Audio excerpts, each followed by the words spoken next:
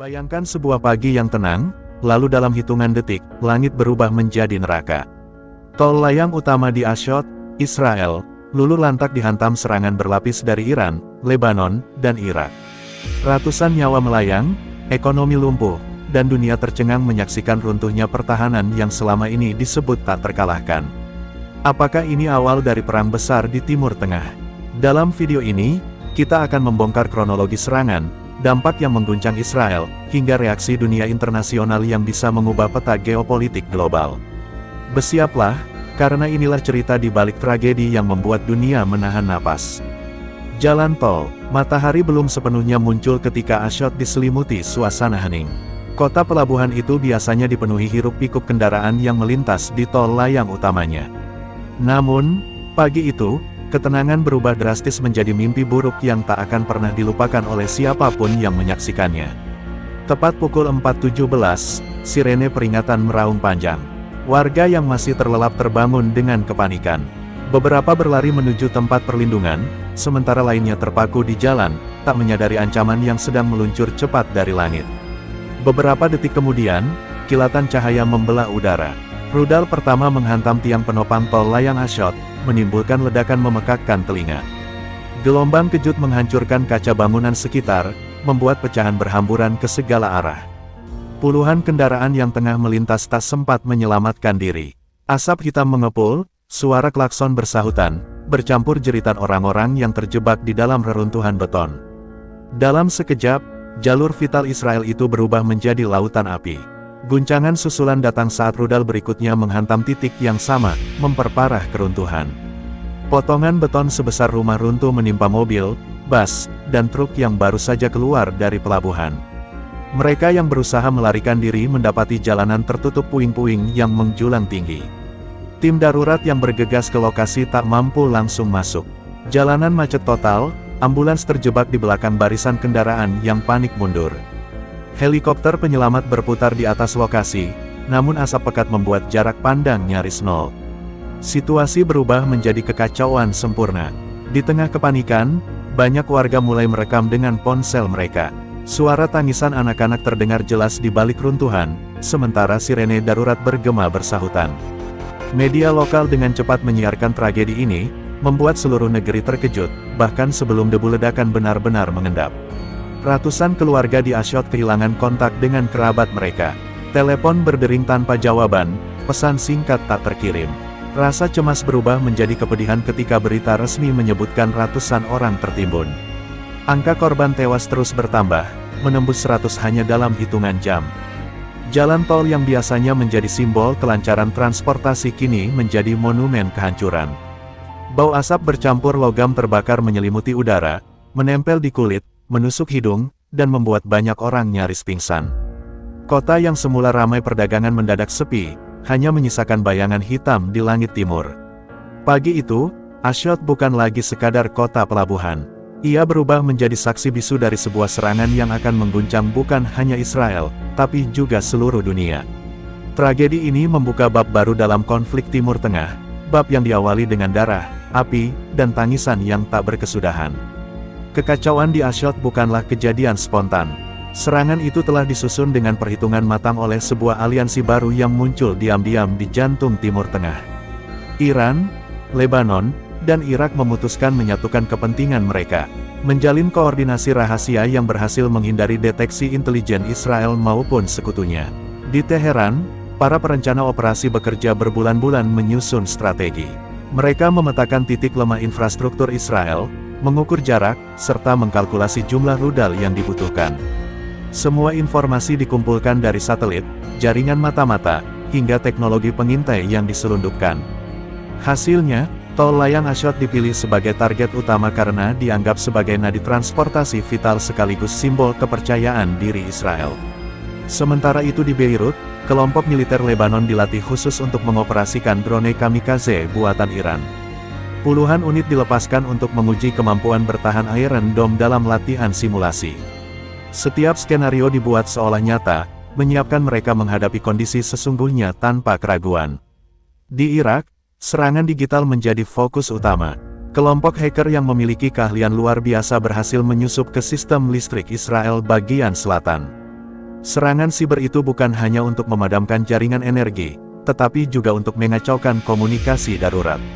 Saat rudal menghantam Ashdod, operator Israel terjebak dalam kekacauan informasi, tidak tahu harus memprioritaskan mana. Aliansi ini ibarat badai yang perlahan terbentuk di cakrawala. Tidak ada negara yang menduga, karena selama ini hubungan ketiga pihak tersebut dianggap rapuh, penuh perselisihan internal. Namun tragedi di Ashdod menjadi bukti bahwa musuh-musuh Israel sanggup menyingkirkan perbedaan demi satu tujuan, melemahkan negara yang selama ini mereka anggap sebagai ancaman regional. Israel terkejut mendapati serangan itu datang dari 3 arah sekaligus. Rudal balistik, drone, dan siber, semuanya diluncurkan hampir bersamaan.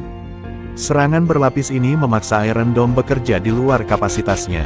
Radar yang biasanya mampu mengantisipasi ancaman justru kewalahan ketika ribuan sinyal datang secara bersamaan.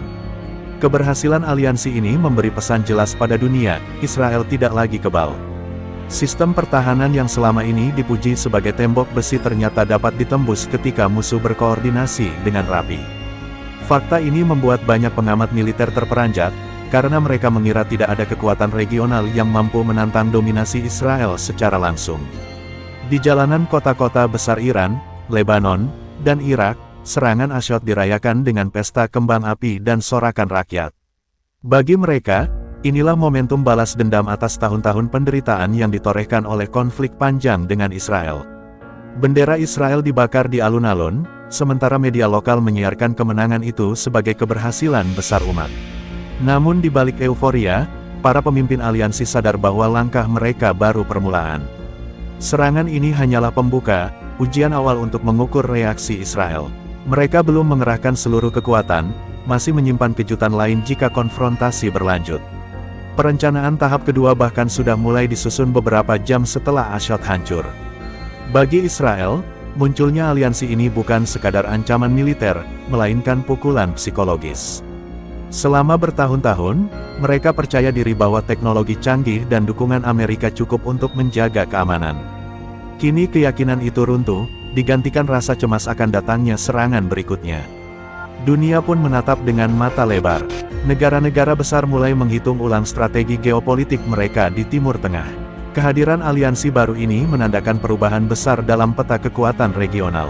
Sekali saja mereka melancarkan serangan lanjutan, percikan api bisa berubah menjadi kobaran perang besar yang menyeret banyak pihak.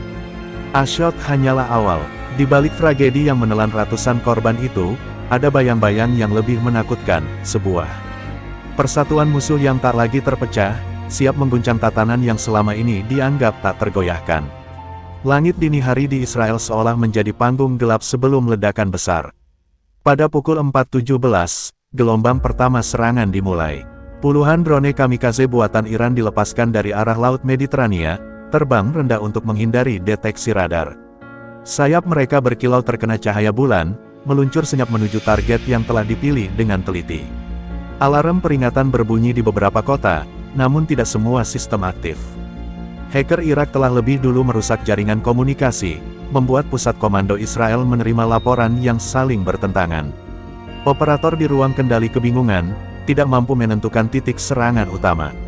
Kesalahan analisis itulah yang memberi kesempatan emas bagi aliansi. Gelombang kedua datang hanya beberapa menit setelahnya.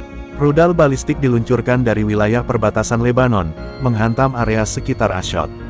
Satu rudal jatuh tepat mengenai pilar utama tol layang, menimbulkan ledakan yang mengguncang radius puluhan kilometer. Bangunan di sekitar lokasi ikut bergetar, kaca pecah, dan sirene mobil yang terparkir meraung tanpa henti. Iron Dome berusaha keras meluncurkan pencegat, namun jumlah rudal terlalu banyak. Sistem itu didesain untuk menghadapi ancaman terbatas, bukan hujan serangan berlapis. Beberapa rudal berhasil ditembak jatuh di udara, tetapi sisanya lolos dan menghantam sasaran. Di layar radar, bintik merah membanjiri monitor, menandakan ancaman datang dari berbagai arah. Ketika puing-puing pertama belum reda, drone kamikaze mulai menjatuhkan diri ke kendaraan di jalanan. Ledakan kecil tapi beruntun menciptakan kepanikan luar biasa. Suara bom mini bercampur dengan jeritan, membuat Ashdod berubah menjadi neraka terbuka. Api berkobar di sepanjang jalur tol, memutus akses menuju pelabuhan. Pada saat bersamaan, serangan digital dari Irak mencapai puncaknya. Listrik di wilayah selatan Israel padam total, mematikan lampu jalan, rumah sakit, bahkan sebagian pangkalan militer. Dalam kegelapan itu, warga hanya mengandalkan cahaya api dari reruntuhan untuk melihat jalan. Bagi banyak orang, dunia seakan runtuh hanya dalam satu malam. Siaran televisi lokal menayangkan gambar-gambar mengerikan. Kamera amatir memperlihatkan mobil yang terguling, tubuh tak bernyawa tergeletak di aspal, dan keluarga yang berteriak mencari kerabat mereka. Tayangan tersebut menyebar cepat ke seluruh dunia, memicu gelombang simpati sekaligus kegemparan internasional. Upaya evakuasi pertama berjalan lambat. Ambulans tertahan karena jalanan dipenuhi kendaraan yang ditinggalkan pemiliknya. Beberapa relawan mencoba menembus reruntuhan dengan tangan kosong, berharap bisa menarik korban yang masih hidup. Di udara, helikopter penyelamat terpaksa berputar tanpa bisa mendarat karena kepulan asap menutup pandangan. Saat waktu terus berjalan, jumlah korban meningkat drastis. Dalam 2 jam pertama, laporan resmi mencatat lebih dari 100 orang tewas. Korban luka berlipat ganda, memenuhi rumah sakit di Ashdod dan Tel Aviv. Staf medis kewalahan, sebagian ruang gawat darurat bahkan harus dialihfungsikan ke parkiran untuk menampung pasien. Militer Israel mengirim pasukan darat untuk mengamankan lokasi, namun mereka datang terlambat. Serangan utama telah mereda, meninggalkan kehancuran besar sebagai pesan. Para tentara hanya bisa berdiri di tengah reruntuhan, menyaksikan betapa rapuhnya sistem pertahanan mereka di hadapan strategi gabungan musuh. Bagi rakyat Israel, momen itu terasa seperti tamparan keras. Selama ini mereka percaya bahwa negaranya kebal, dilindungi teknologi mutakhir. Namun pagi di Ashdod membuktikan sebaliknya. Kepercayaan publik goyah, dan rasa takut mulai merayap ke setiap sudut kota. Kronologi serangan itu akhirnya dirangkum sebagai salah satu operasi paling terkoordinasi dalam sejarah konflik modern Timur Tengah. Dalam satu malam, 3 negara berhasil menembus tembok pertahanan yang selama ini dianggap mustahil dilalui. Dan di antara asap yang masih mengepul, bayangan serangan berikutnya seakan sudah menunggu di cakrawala. Serangan di Ashdod bukan hanya tragedi kemanusiaan, tetapi juga pukulan telak bagi roda perekonomian Israel. Tol layang yang hancur total itu selama ini menjadi jalur utama distribusi barang dari pelabuhan menuju pusat-pusat industri. Begitu jalur terputus, arus logistik lumpuh, mengakibatkan ribuan kontainer menumpuk tanpa bisa bergerak. Kerugian awal diperkirakan mencapai puluhan triliun rupiah, namun angka itu segera melonjak. Setiap jam keterlambatan berarti jutaan dolar hilang. Perusahaan ekspor-impor mengeluhkan pengiriman yang tertunda, sementara pedagang lokal mulai kehabisan stok.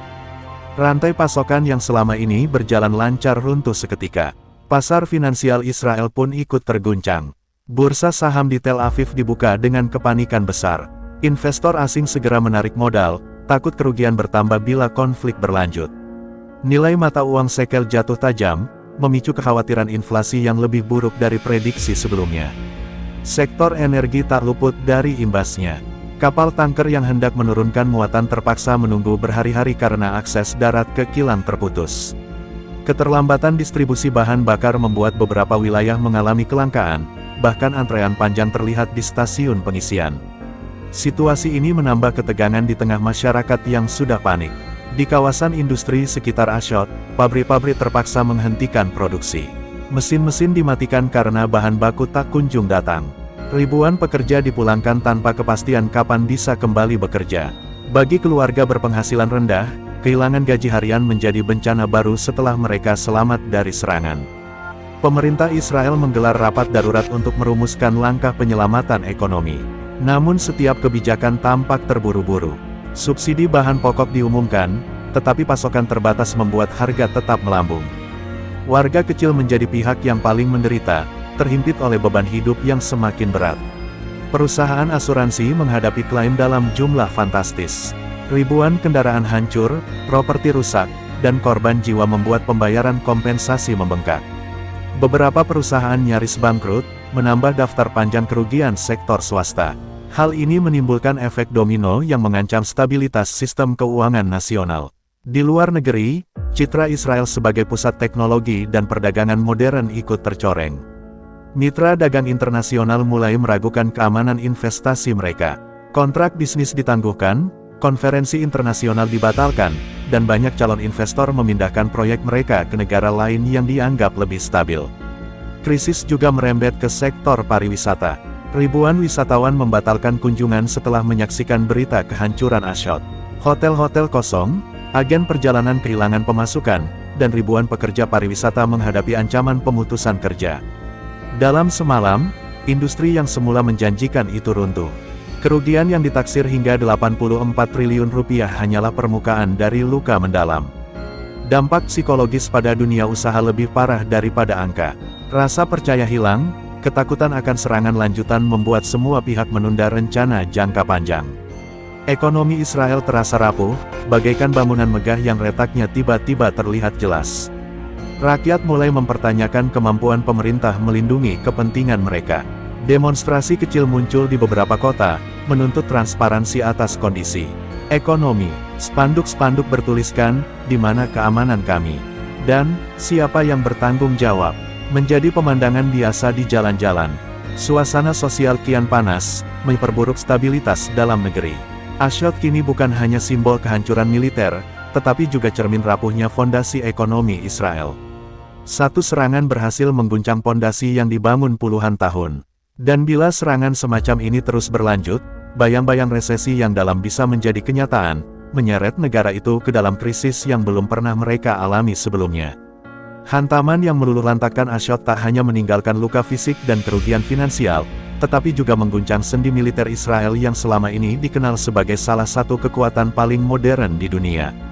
Iron Dome, simbol kebanggaan nasional, terbukti tak sanggup menghadapi hujan rudal dan serangan berlapis yang datang serentak. Rakyat yang sebelumnya percaya penuh pada keampuhan teknologi kini diliputi keraguan. Di markas besar Tel Aviv, ruang komando dipenuhi wajah pucat para perwira tinggi. Mereka menatap layar radar yang sempat dibanjiri titik merah pada malam serangan, menyadari betapa cepat sistem pertahanan mereka runtuh.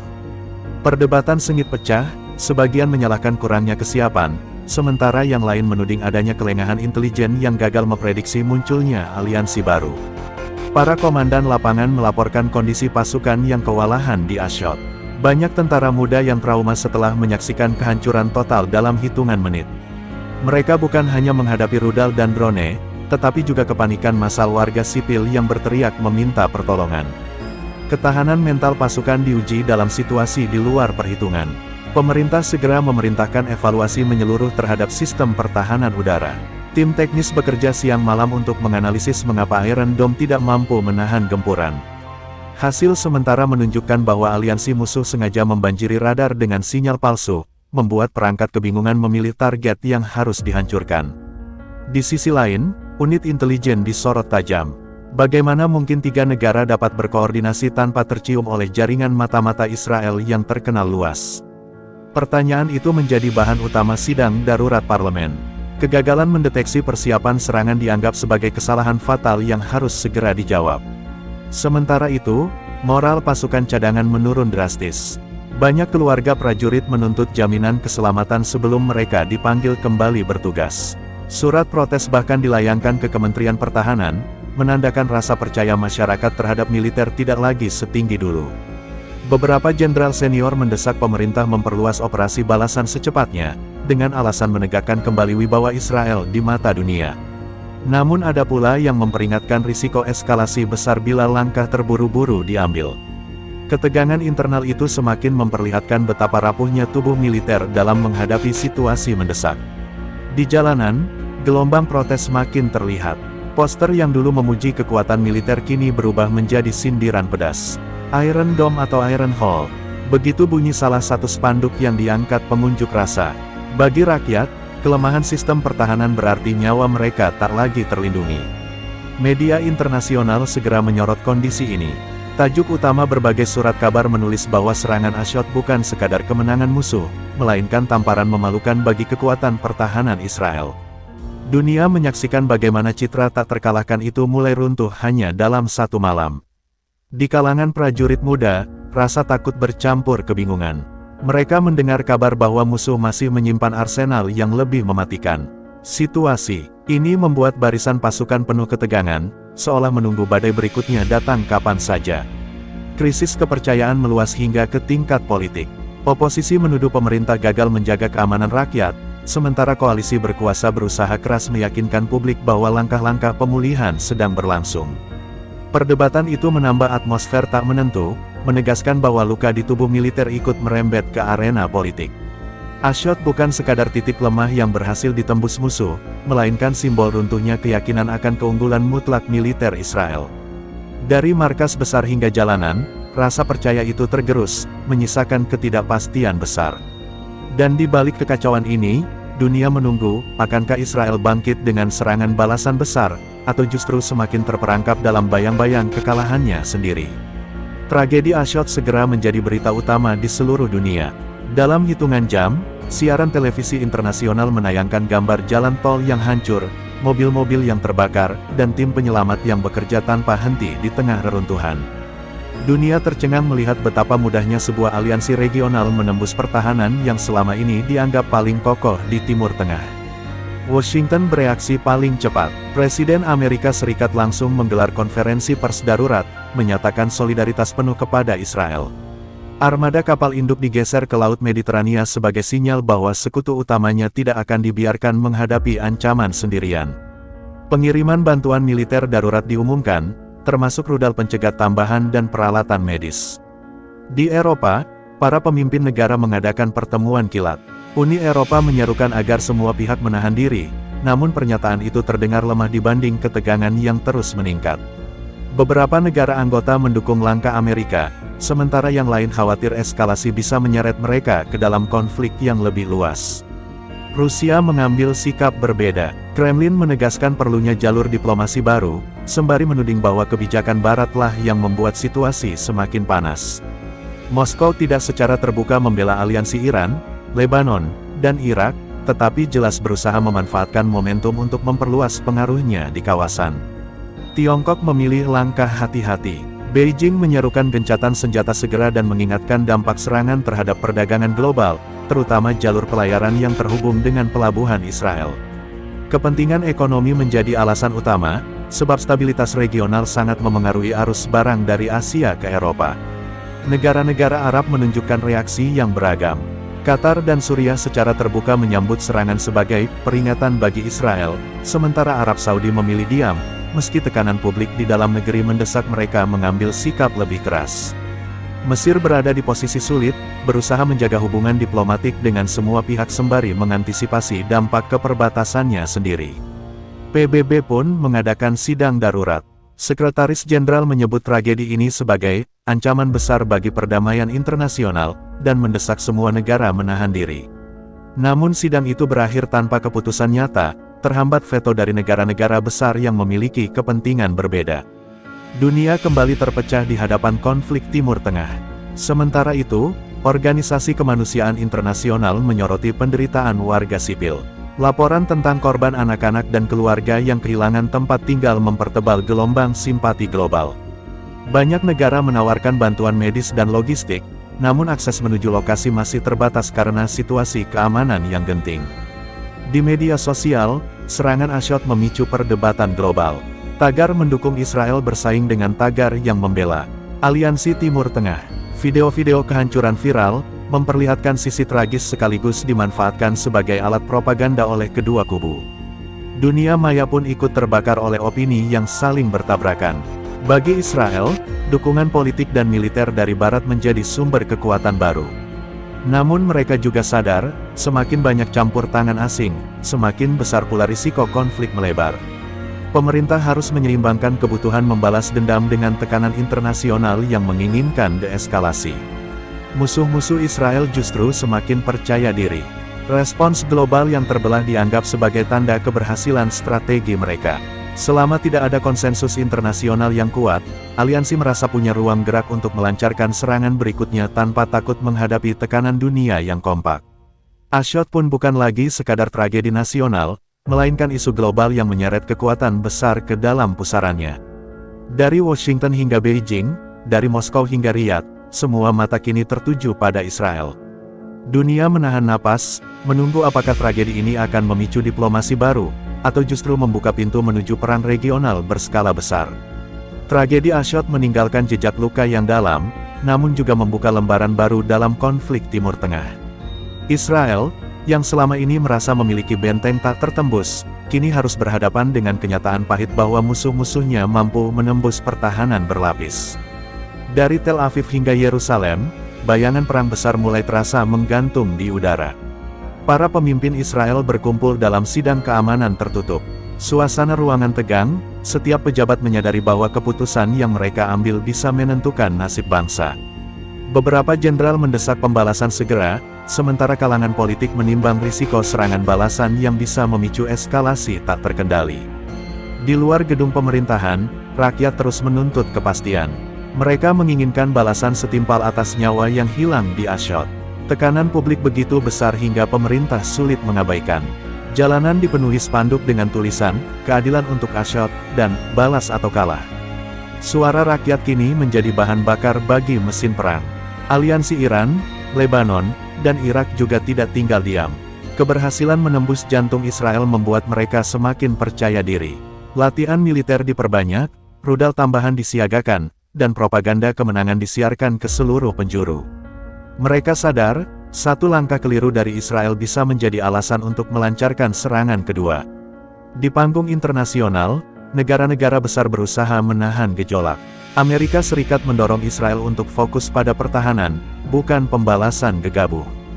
Rusia dan Tiongkok justru memanfaatkan situasi, menawarkan diri sebagai mediator dengan agenda tersembunyi memperluas pengaruh mereka.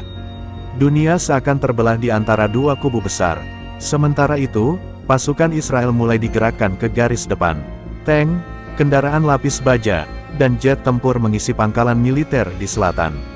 Latihan perang digelar terbuka, bukan hanya untuk persiapan, tetapi juga sebagai pesan kepada musuh bahwa mereka siap melawan. Aroma konflik semakin kuat, membuat warga sipil cemas perang besar hanya tinggal menunggu waktu. Di wilayah perbatasan, ketegangan memuncak. Pasukan Hizbullah di Lebanon memperkuat posisinya, sementara kelompok bersenjata di Irak terus memamerkan kesiapan mereka di media. Iran, sebagai motor utama aliansi, mengirimkan kapal perang ke Teluk Persia, seolah mengumumkan bahwa mereka siap menghadapi konsekuensi global. Bayang-bayang perang juga terasa di jalur diplomasi. Sidang PBB kembali digelar, namun hasilnya hanya pernyataan normatif tanpa langkah konkret. Ketidakmampuan dunia menyatukan sikap membuat situasi semakin rapuh. Setiap pihak ini menunggu siapa yang akan menyalakan percikan pertama menuju konflik lebih luas. Bagi rakyat Israel, kecemasan semakin menjadi-jadi. Sirene peringatan sering terdengar meski belum ada serangan lanjutan. Sekolah-sekolah dipindahkan ke ruang bawah tanah, rumah sakit menambah persediaan obat darurat, dan ribuan keluarga mulai mengungsi ke wilayah utara yang dianggap lebih aman. Kehidupan sehari-hari berubah drastis menjadi persiapan menghadapi perang. Ekonomi yang sudah goyah makin tertekan. Investor asing menunda proyek, perdagangan internasional terganggu, dan wisatawan enggan berkunjung. Bayangan perang bukan hanya ancaman militer, tetapi juga hantaman ekonomi yang bisa menyeret Israel ke krisis panjang. Di tengah ketegangan itu, satu pertanyaan besar menggantung, apakah Israel akan mampu mengembalikan rasa percaya diri warganya, atau justru terperosok lebih dalam jurang perang regional? Jawaban atas pertanyaan ini akan menentukan arah sejarah Timur Tengah dalam dekade mendatang. Ashdod hanyalah permulaan. Ledakan yang menghancurkan tol layang itu kini menjadi simbol bahwa konflik lama telah memasuki babak baru. Bayangan perang besar semakin pekat, dan dunia menahan napas menunggu kapan akhirnya api itu benar-benar menyala, membakar seluruh